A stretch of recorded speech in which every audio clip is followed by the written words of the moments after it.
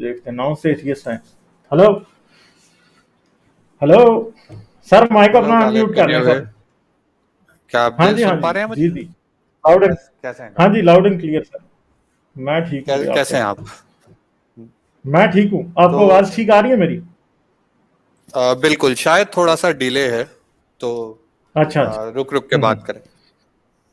हम्म। तो एक चीज तो मैं ये बोलना चाहूंगा कि जैसे ही कोई 10,000 साल से पहले की कोई डेट की बात करता है ना, सबसे हम्म पहला क्वेश्चन उसके साथ ये होना चाहिए, भाई इसमें आइस एज हम्म, की रेफरेंस दिखाओ। हाँ एग्जैक्टली एग्जैक्टली। क्योंकि उस समय की अर्थ जो थी सारी दुनिया में आज की अर्थ से बहुत अलग थी। हम्म ओके, तो जो चीजें आपको दिखती हैं जब आइस एज थी, उसका मतलब यह है कि the skies were looking very different.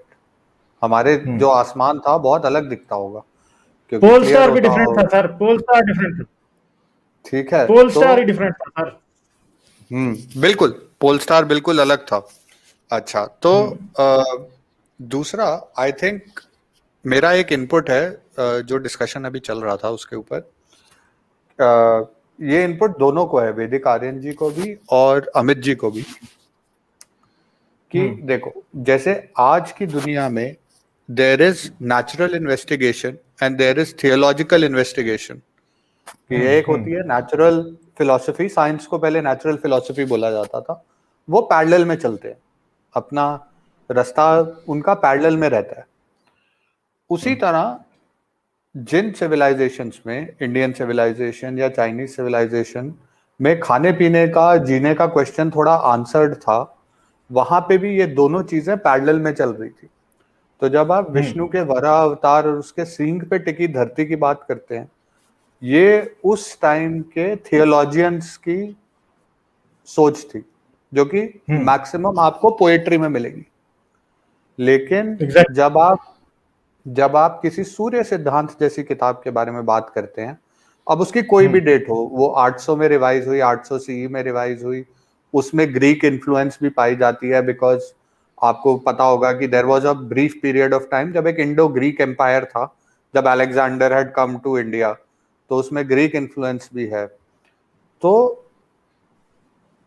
वो जो बुक्स हैं, जो इंडियन सिविलाइजेशंस की जो एस्ट्रोनॉमी रिलेटेड या मैथमेटिक्स या मेडिसिन रिलेटेड किताबें हैं, वो उस टाइम की नेचुरल इन्वेस्टिगेशन की स्टेट को बताते हैं। और जो धार्मिक किताबें हैं, वो किताबें आपकी थियोलॉजिकल स्टेट को बताते हैं। ओके, तो दोनों को मेरे हिसाब से, अ- अगर कोई व्यक्ति ये मानता है कि इस स्टोरी में कुछ कोई सिंबॉलिक ट्रूथ छुपा हुआ है कि धरती एक सींग पे खड़ी हुई है, तो जैसे मेरी एक काफी अच्छे किसी व्यक्ति के साथ बात हो रही थी, उसने कहा कि ये देखो, कुछ स्टोरीज होती हैं जो सिंबॉलिकली बताया जाता है, तो इसका कहने का तात्पर्य यह था कि हमारा जो इकोसिस्टम है वो नोक पे खड़ा हुआ है, it is on a fine balance. अगर आप उसको किसी भी तरफ धक्का मारेंगे तो बहुत आसानी से वो गिर सकता है, कोलैप्स कर सकता है। तो उस उस वाले सिंबॉलिक वैल्यू से it is okay to sort of think of it that way, कि पूरा इकोसिस्टम एक सुई की नोक पे या किसी जानवर के सींग की नोक पे खड़ा हुआ है। लेकिन जो लोग ये नेचुरल इन्वेस्टिगेशन कर रहे थे, उनका अलग पर्पस था। तो दोनों को मेरे हिसाब से कंफ्यूज नहीं करना चाहिए। That is my input to both. And उसका फ्लिप साइड ये है कि वैदिक आर्यन जी को भी ये मान लेना चाहिए। चलिए, मैं एक पल के लिए मान भी लेता हूँ कि वो 12,000 साल पहले, या मैं ये भी मान लेता हूँ वो 20,000 साल पहले रखी हुई किताब थी और उसमें लिखी हुई एक एक बात सच थी।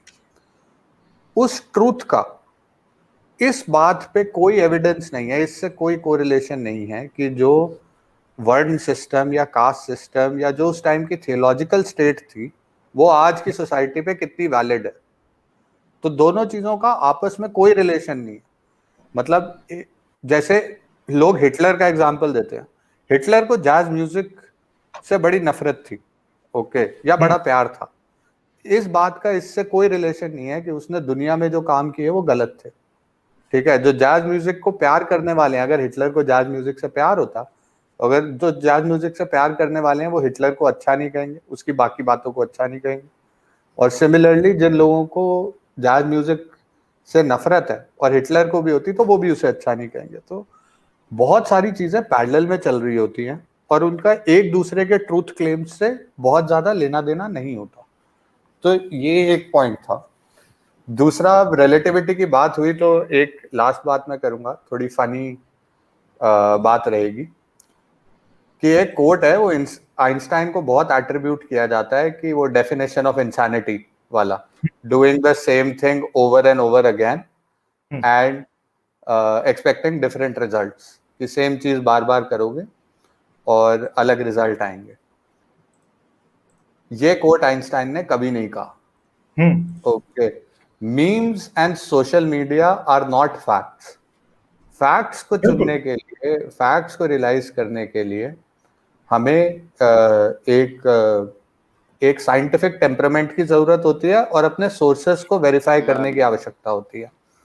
जैसे मैं एक छोटा सा एग्जांपल, एक छोटा सा क्वेश्चन वैदिक आर्यन जी से पूछूंगा, अगर वो सुन रहे हैं तो, कि अगर आप सड़क चल रहे हैं और एक आदमी आपको वो बात बोलता है जो जिससे आप ऑलरेडी अग्री करते हैं, और साथ के साथ आपको न्यूज़पेपर में मिनिस्ट्री ऑफ स्टैटिस्टिक्स की कोई इंफॉर्मेशन आती है जो उस बात के खिलाफ है जो आप बिलीव कर रहे हैं, तो आप उस राह चलते आदमी को, जिसका आपके पास कोई बैकग्राउंड नहीं है, आप उसको बिलीव कर लेंगे।